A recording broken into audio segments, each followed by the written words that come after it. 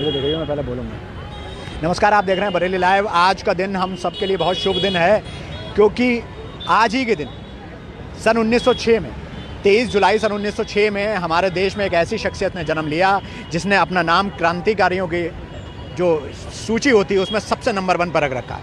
उनका नाम था श्री चंद्रशेखर तिवारी। आप भ्रमित हो रहे होंगे, उनका बेसिकली उनका दूसरा नाम था चंद्रशेखर आज़ाद जी, जिस नाम से उनको जाना जाता था, और साथ साथ उनको पंडित जी के उपनाम से भी जाना जाता था। ये बहुत मशहूर नाम था उनका, क्योंकि उनके पिताजी का नाम श्री सीताराम तिवारी जी था और वो मध्य प्रदेश के एक भावड़ा गाँव के रहने वाले थे, जिसको अलीराजपुर जिला में जो भावड़ा गाँव आता है उसमें उसके रहने वाले थे।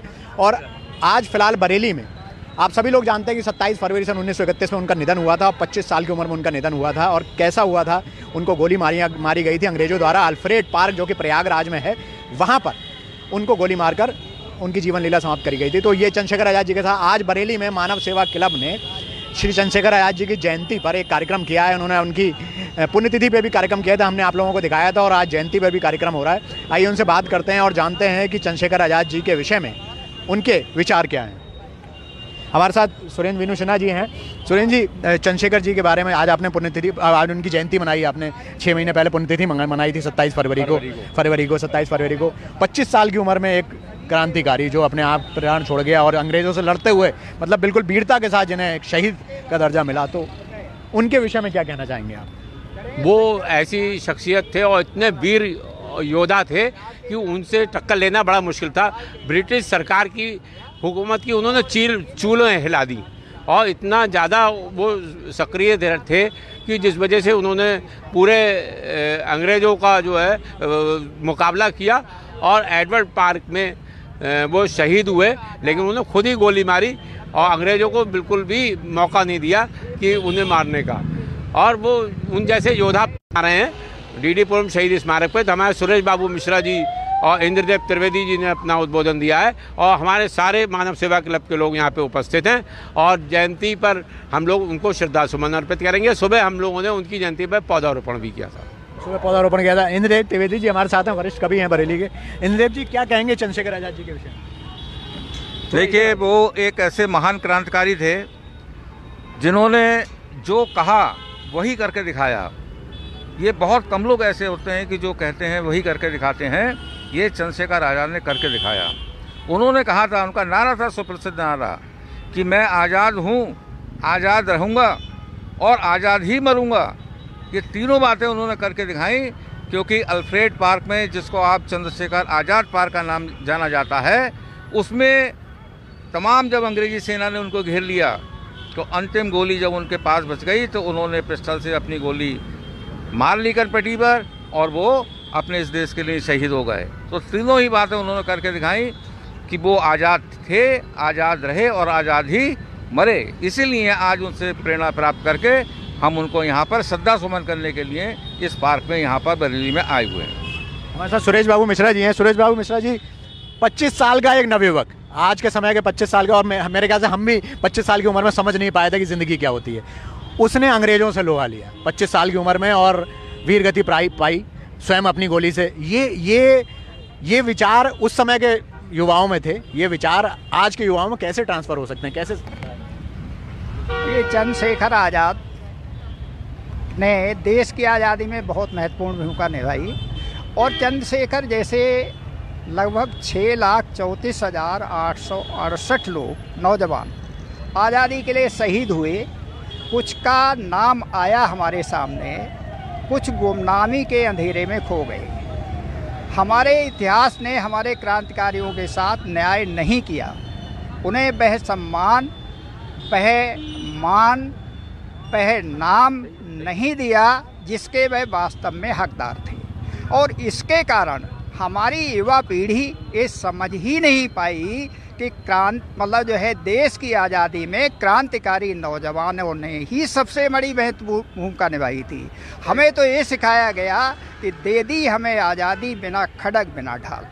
तो हमारे देश के नौजवान, हमारे देश के इतिहास ने हमारे क्रांतिकारियों के साथ न्याय नहीं किया और हमारी युवा पीढ़ी तक उनके संदेश को नहीं पहुंचने दिया।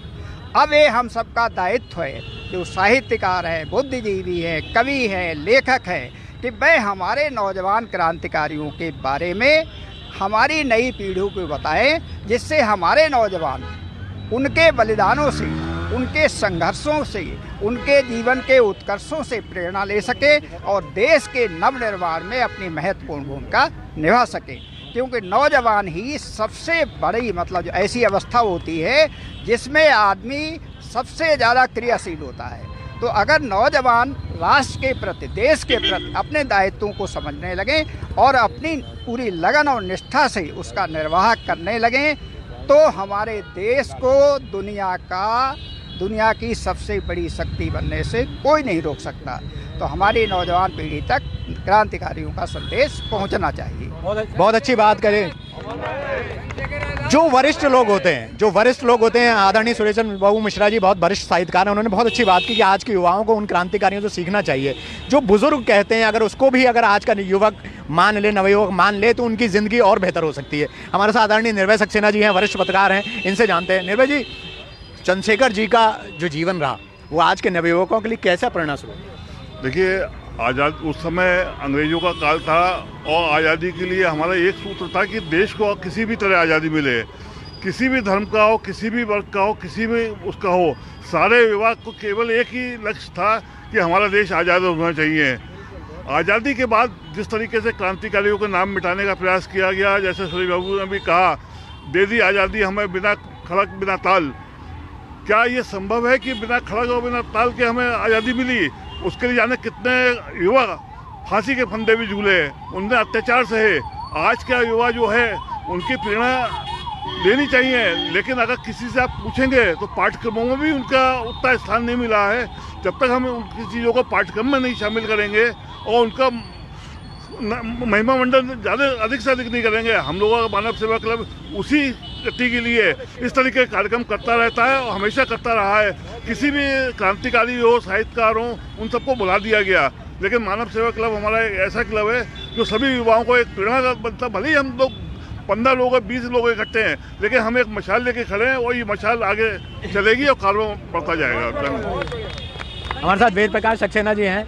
वेद प्रकाश सक्सेना जी हैं, प्रदेश अध्यक्ष हैं कायस्थ महासभा के, इनसे जानते हैं। वेद जी, उस समय अहिंसा का दौर भी चलता रहा और साथ साथ क्रांतिकारियों की आवाज़ भी उठती थी। दोनों चीज़ों का कितना महत्व रहा है भारत को आज़ादी दिलाने? देखिए, जहाँ तक चंद्रशेखर जी की बात है, चंद्रशेखर जी ने साफ साफ कह दिया कि जीऊँगा देश के लिए तो मरूंगा भी देश के लिए। और उन्होंने ये प्रण किया था कि मैं जीते जी कभी जो है देशद्रोहियों के हाथ नहीं आऊँगा। और उन्होंने देश में स्वतंत्रता की ऐसी चिंगारी फैलाई कि इससे देश के युवाओं में क्रांतिकारी लहर दौड़ गई। वरना जिस प्रकार जो है गांधी जी बिना खड़क बिना ताल की राजनीति कर रहे थे, उससे कभी भी स्वतंत्रता संभव नहीं थी देश के लिए। और मैं तो यही चाहूँगा आज की देश के जो युवा हैं वो उनका अवलोकन करें, उनके पद चिन्हों पर चलें, तभी देश का भला होना संभव है। सुधीर जी, आप क्या कहना चाहेंगे? चंद्रशेखर जी के बारे में कहा जाएंगे, चंद्रशेखर जी ने बहुत ही देश के लिए बहुत त्याग किया। और क्या कहते हैं, उन्होंने कहा कि मैं किसी भी दुश्मनों के हाथ में नहीं जाऊंगा, अपने खुद ही अपने गोली मार के अपनी भी खुद ही देश को आज़ाद किया, अपने आप ही आज़ाद हुए वो। कट गए सर हमारे तो कुछ गम नहीं, सर हिमालय का हमने न झुकने दिया।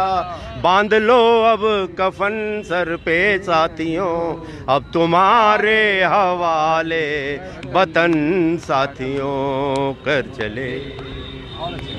मैडम से 2 शब्द लेंगे, उसके बाद अपना कार्यक्रम समापन करेंगे। जी, इधर आइए। देखिए, आप आज के बच्चों को चंद्रशेखर आज़ाद की तरह बनाना चाहते हैं, तो उसके लिए सिर्फ मैं ये कहना चाहती हूँ, उस समय की परिस्थिति इस समय की परिस्थितियों में मूलभूत अंतर है।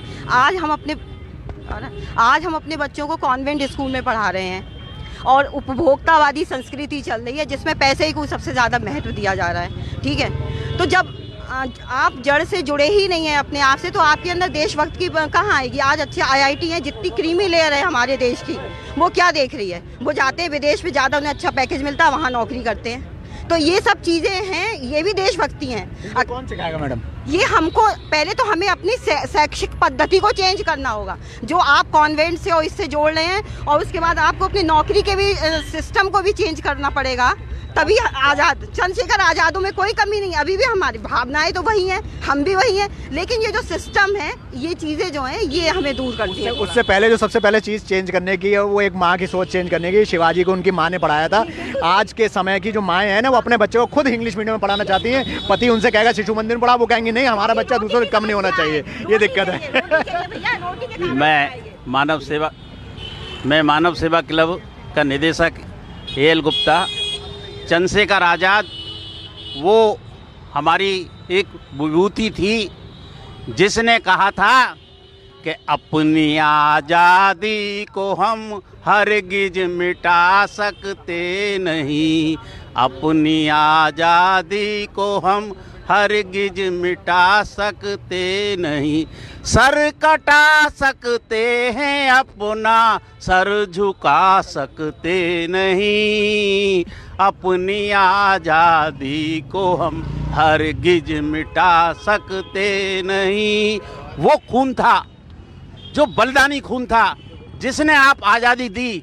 आज हम खुली हवा में सांस ले रहे हैं, उस शख्स के कारण ले रहे हैं। अगर ऐसे महान शख्स नहीं होते तो आज जैसे हम गुलाम मुगलों के रहे, फिर अंग्रेजों के रहे, आज भी गुलाम होते। हमें इन्हें बढ़ के सलाम करना चाहिए और ऐसी विभूतियां हमें आज पैदा करनी चाहिए, क्योंकि आज चंद्रशेखर आज़ाद जिंदाबाद, चंद्रशेखर आज़ाद जिंदाबाद। बहुत अच्छा कहा। ऐसी विभूतियां ही ने ही देश को आज आज़ाद किया है, महान बनाया है। आदरणीय चंद्रशेखर आज़ाद जी 25 साल का वो नवयुवक जो सन 1906 से 1931 तक ही जीवित रहा, लेकिन उन्होंने अपना नाम इतिहास के अमिट अक्षरों में लिख दिया। और आज उनको याद करके मानव सेवा क्लब भी एक बड़ा काम कर रहा है। सुबह से अब तक एक ही कार्यक्रम था जहां हम लोग आए हैं और मानव सेवा क्लब ने वो कार्यक्रम किया है। चंद्रशेखर आज़ाद जी कभी मरने नहीं चाहिए, हमारे मन में, हमारे विचारों में कभी नहीं मरने चाहिए। और कहा भी था कि शहीदों की चिताओं पर लगेंगे हर बरस मेले, वतन पर मरने वालों का यही बाकी निशान होगा। हमसे जुड़े रहने के लिए बहुत बहुत आभार। आदरणीय चंद्रशेखर आज़ाद जी अमर रहें, इसी शुभ भावना के साथ बहुत बहुत धन्यवाद।